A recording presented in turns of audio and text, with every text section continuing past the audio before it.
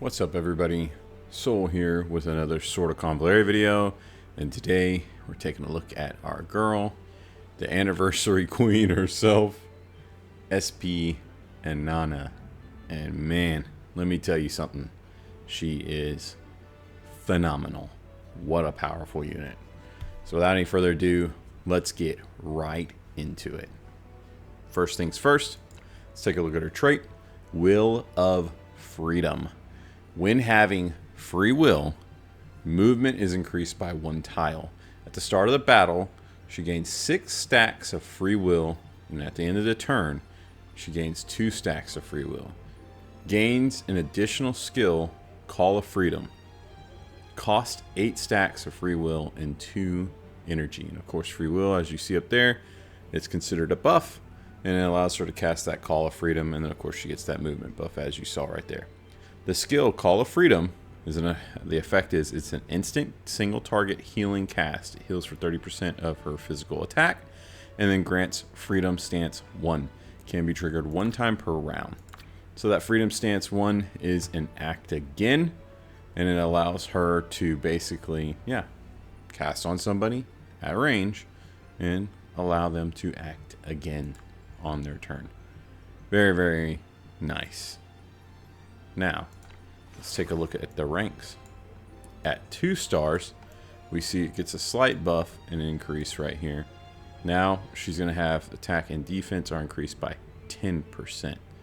Instead of the simple getting the movement buff, now she's got that attack and defense whenever she's got free will. And yeah, good stuff here. Everything else more or less stays the same.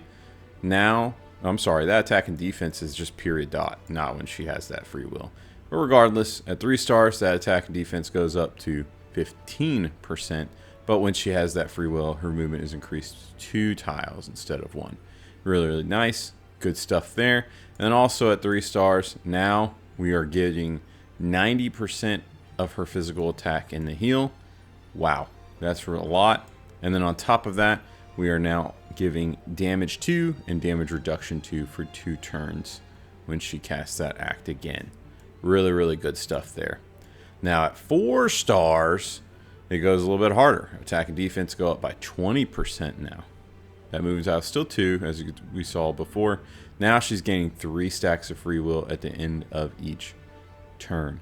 Really nice. Instead of the 2, and then we get Freedom Stance 2, which basically means that when they get that act again skill cast, now they're also getting 2 energy. So she's casting act again, and she's allowing the units that she's casting on to act again, and then they're getting 2 energy to act again with. Really powerful. And then at 5 star, her attack and defense goes up to 25%. And down here, as you can see, the skill of Freedom Stance, or Call of Freedom, giving that Freedom Stance gets even better because when she casts on allies, the character also gains all effects. So she gets the act again, she gets the damage 2, she gets the damage 2 reduction, and the 90% heal. Holy guacamole. That is powerful. So I think that this unit as an SP Inanna absolutely needs 5 stars because she goes insane. She's casting acting in on herself and others each time. I absolutely understand why this character is highly desired and sought after. She's one of those must use. She's crazy powerful. With that said, let's take a look at her ranks and abilities. First and foremost, we're going to take a look at her inherent ability. That inherent ability right here is Cure Blow. So this is 2 energy cost, physical damage, single target attack, does 100% damage and heals all allies within 3 tiles around the character for 40% of her physical attack. Pretty decent stuff, just like Flare. I like this ability. Nothing wrong with it. Nice, simple and sweet, and pretty decent. Let's take a look at her SP skill. Now this is something I obviously don't have unlocked, but let me tell you something about it. This thing looks really good, and I would highly suggest you go after it if at all possible. And so this is in a reaction ability. Each time a character within 5 tiles of the character uses a non-instant skill, the character gains 1 stack of Battle Trial. When stacks reach the maximum number, you additionally gains Attack Command. And after casting a non-instant skill, the character gains 1 stack of Free Will. So Battle Trial increases her attack by 2% and reduces damage taken by 2% up to 15 stacks. So to do the math for you, that's 30% at max stacks. Takes some time to ramp up, sure, but man, that's a lot. That's a lot of attack, and that's a lot of damage reduction. So, and for free at that, you know, it's really, really nice. It's a really powerful reaction, and so I would highly suggest going after this, if and when possible. And then, of course, that attack command increases their physical attack and magic attack by 12% for other allies within 2 tiles of the character. So nice, really powerful reaction here, unlocked with her SP skill. And so, looking at these ranks, what we got here down here at the bottom, Light of Convallaria on the right. This is a support. The character gains 2 stacks of free will. All allies within 3 tiles gain attack 2 and move 1 for 2 turns and recover 1 energy.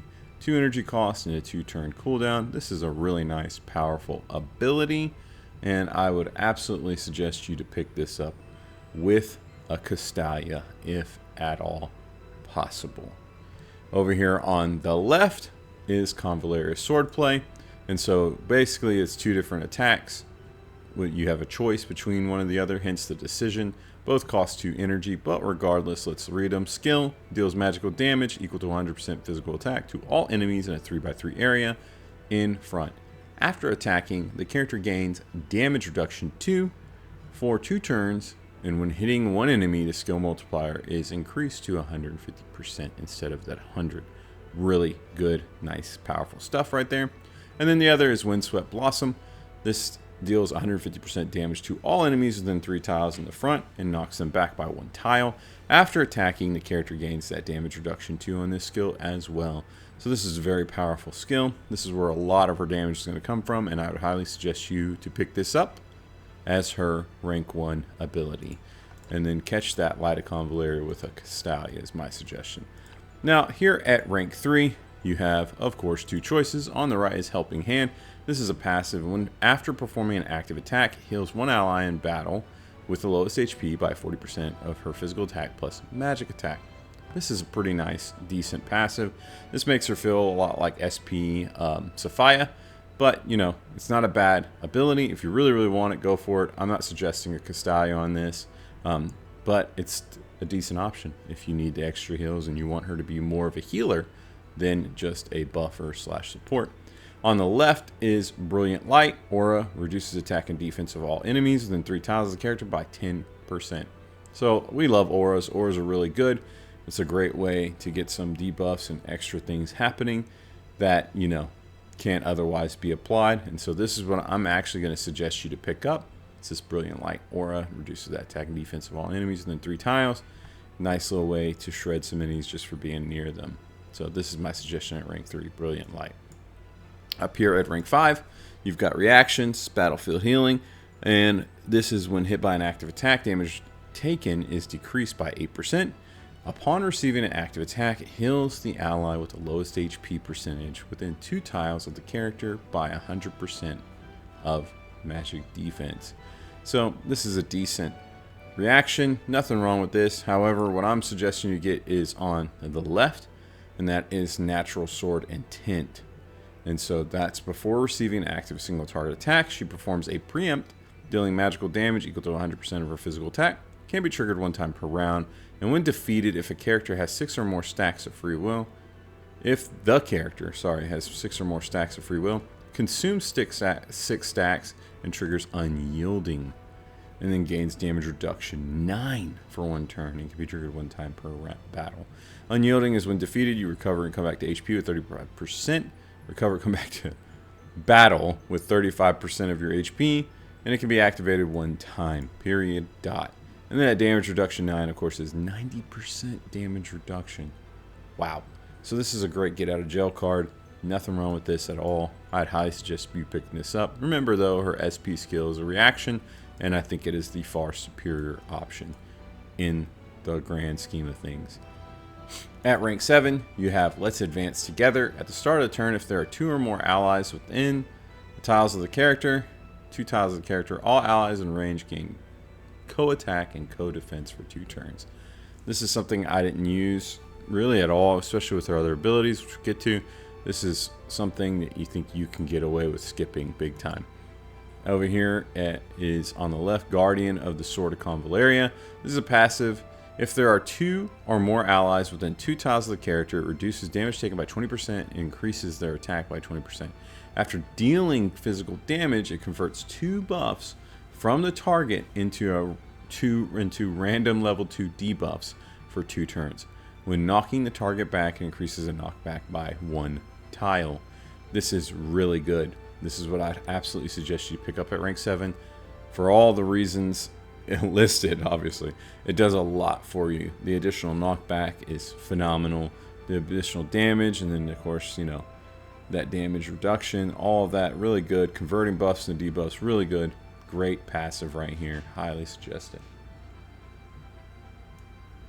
Up next is at rank 9. We have Sword Dusk. This is a basic attack. Attacks the designated target, dealing 110% physical AoE damage and knocking them back 1 tile. This is a pretty decent option. There's nothing wrong with that. We love to see some good knockback in her kit.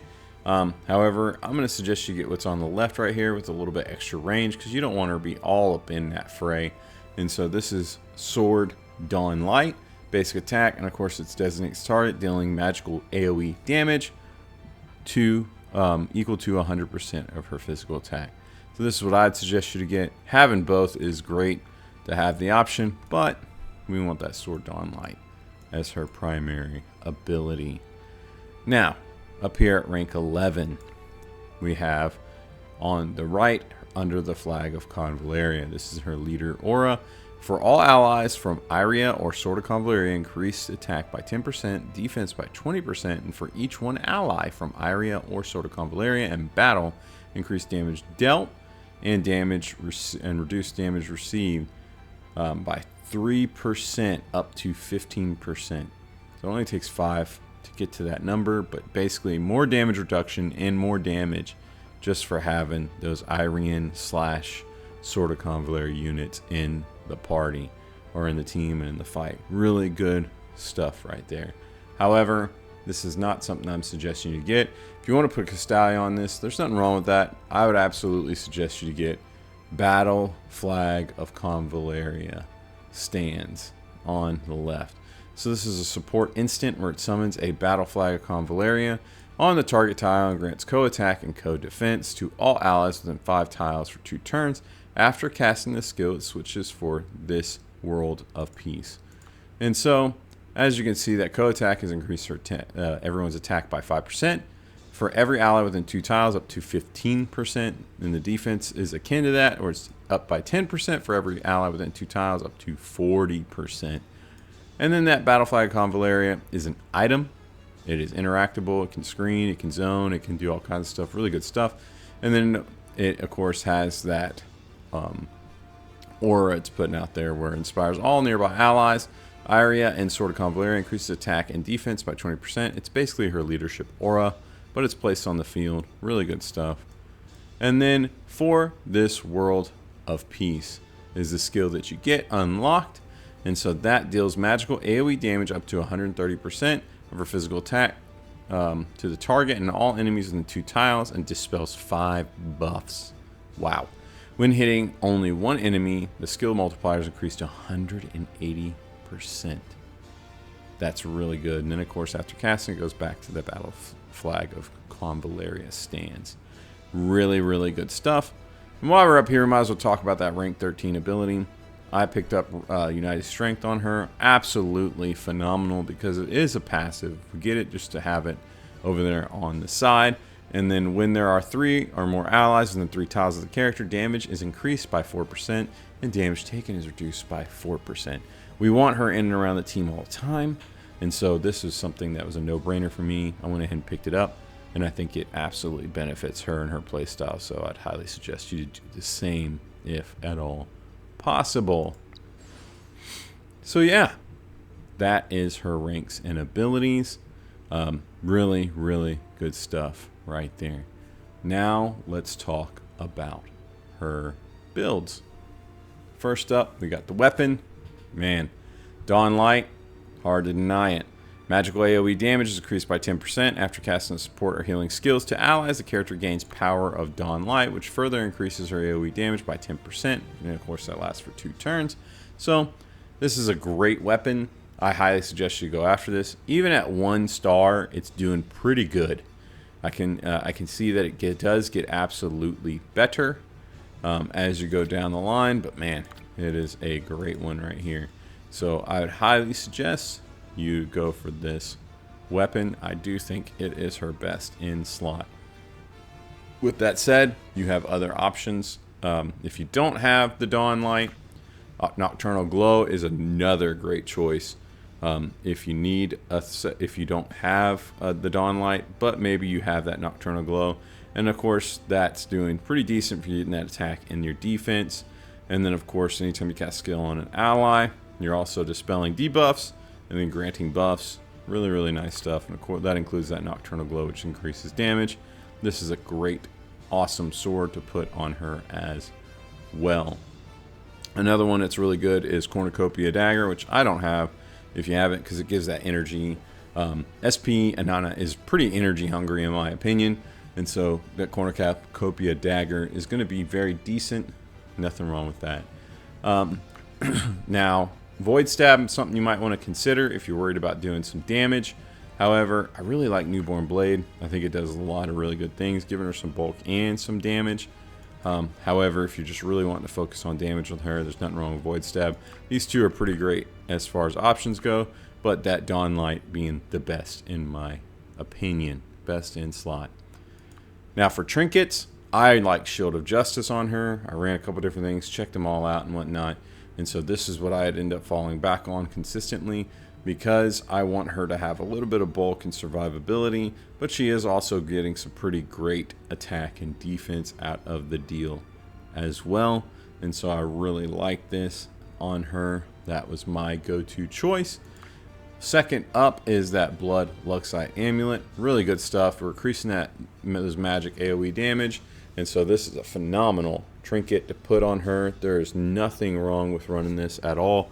And if you want to do more damage, instead of just being bulky and having maybe that middle ground or general use, this might be the option for you, if that's the route you want to go.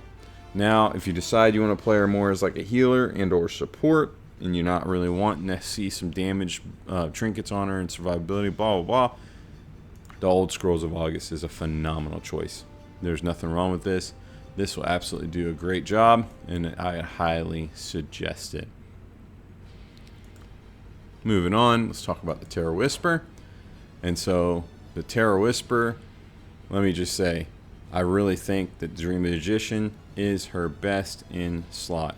Her basic attacks, her abilities, they're all hitting for AoE, and so you want to keep that damage spiked on it and do some work with it. So that is my opinion. I think you absolutely want to just keep rolling this as best as possible and go out and let her get that extra little bit of damage while she's taking those strikes, those basic attacks, you name it. Really, really good stuff. However, if you do want off of that and you want to see what something else does for you, there's absolutely nothing wrong with running Course of Fortune. Course of Fortune has all those buffs it picks up. You get the AoE damage, AoE heal, and then of course it can sometimes even give you some energy back. So that is an absolute banger of a Terror Whisper, and in my opinion it is her second best choice. And then past that, you know you're doing AoE damage and you're trying to kill targets. There's nothing wrong with Temptation of Devil as a choice, or even Verdict of Justice, so you want that extra crit rate and crit damage.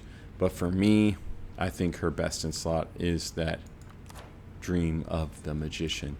Now let's talk about those resonance.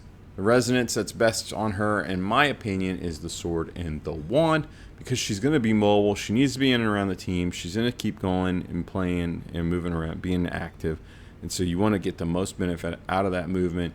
And this is what's doing it for you, getting a nice little chunk to attack and defense just for keeping on her toes and moving around. Really good resonance right there.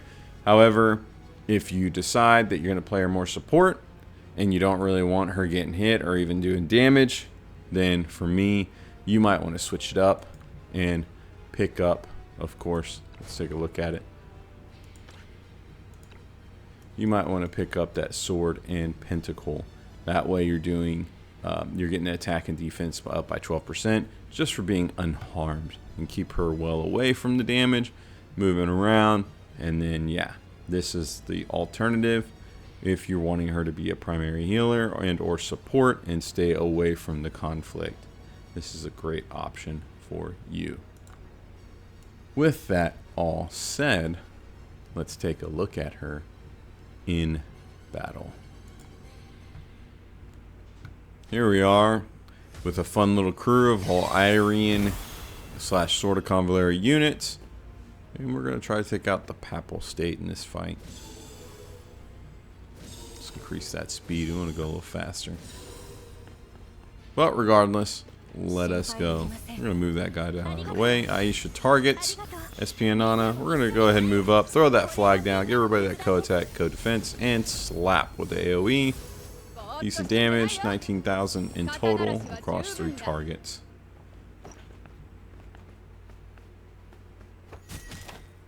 Here the enemies come. One lays it on Rawia, Fakal, putting in some work. I really enjoyed playing him lately. He's doing some good stuff. Ida coming in, getting the buffs, getting the liquor on the ground. We got OG Inanna in the crowd as well, giving the heals with her defender coming in and helping out. Here they come, they're pressing. Fake out, interrupting the turn. Good stuff right there. Aisha coming over. Time to get that instant AoE. Nice stuff. I'm gonna take a little simple hit and teleport back. OG Rawia coming over with the smackaroo and the knockback. Lots of damage on OG Rawia. Fake out's gonna cover. We try to hit right there and we trigger the dodge. Dude pops up behind Ida. We don't mind. SP Inanna laying someone out right there. Good strike. Here we go with the act again. And another strike. SP Inanna putting in some work. OG Rawia hanging on. Nice little strike from Aisha. Comes OG Rawia. Little AoE hit. Knocking him out.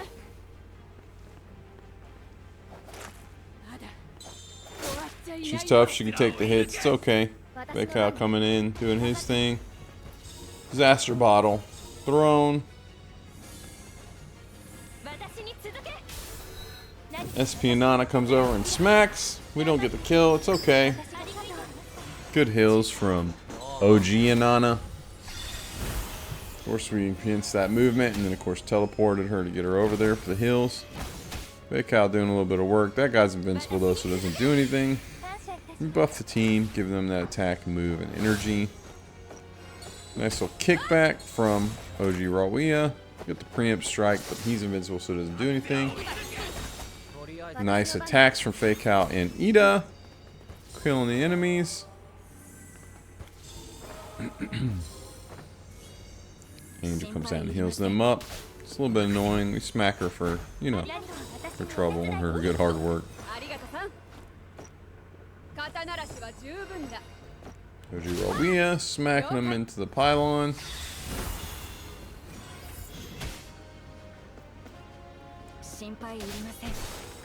We take that pylon out with Aisha. And we kill another one. Kill that angel with SP Inanna. Take those statues out, get the invincible. A little knockback for OG Rawia. Aisha doesn't mind. A little liquor for everybody. Good strike from Ida, taking that pylon out. And the heals from OG Inanna. Oh, the act again, I'm sorry. Then the heals. There's our flag. Here comes our AoE hit. Good stuff. Take 2 of them out. We want this statue to get it out of the way. Lookout gets interrupted. Sets up again. Disaster bottle on our boy.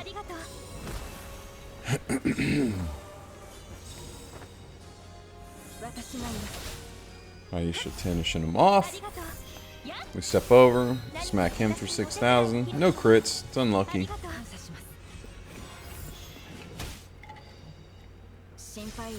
Here we go with our dash. Good little damage there. And a smack from Aisha. One more left. Just gonna smack him up OG Roby and call it a day. Good stuff. And there you have it. That is SP Inanna coming in, doing a job. She does very, very good damage, decent damage, even set up as a buffer. And she is pretty phenomenal in that way. I've really enjoyed playing her, running her. She does good work and does good things. In that battle, we had her set up as a buffer, but she still was doing good damage and keeping up with everybody. That's what she specializes in. That's what she does. Really, really good stuff there. Can't stress how good this character is. Absolutely should go for her. And if possible, maybe even get duplicates and more. I don't know. I just think it's absolutely worth for you. So, phenomenal character. Can't stress it enough. Don't skip her. Get her. She's super duper good. And then when you play her, enjoy it. You're going to play her as a buffer. You might roll her heals. Who knows what. But either way, she's going to do work. She's going to do tons of damage. She's going to do it all. And you're going to love it. You're going to love every bit of it. Maybe you don't. I don't know. In fact, drop down in the comments and let me know. Do you enjoy her? What do you think? Do you dislike her? Do you just wish she had some pants? Tell me all about it. I'm really eager to hear what you got to say. With that said, thank you so much for watching. Huge shout out and thank you to my Patreon members.